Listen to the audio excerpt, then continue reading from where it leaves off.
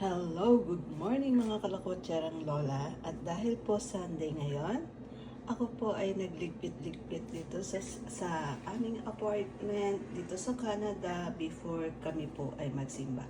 And nagluto na rin po ako ng nilagang pata. Ayan. So medyo nadurog lang po yung patatas. Pero sinadya ko pong durugin yan kasi mas masarap yung medyo durog. Medyo lumalapot ng konti yung kanyang sabaw and nagkakaroon ng taste na matamis-tamis ng bahagya.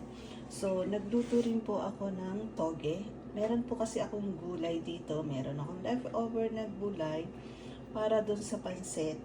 Eh, since yung pansit naman po ay pwede ng may toge, so, isinama ko na po yung toge niya. At nagluto na rin po ako. Ayan. Iyan po yung aming leftover na pansit. Ayan. So, nagluto na rin po ako mga kalakotsera ng buttersquash soup. Ayan. So, ayan po. So, iyan po yung aking mga nagawa today bago po kami magpunta ng church. Ayan. So, mag-a-attend po ako kami ng mass mamaya pong 5 p.m.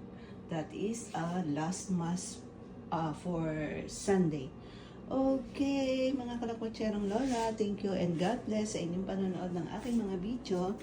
And ito po ay ulam na namin for the week. Ayan. Kasi kami lang pong mag-asawa dito. So, thank you and God bless. Follow for more videos to come.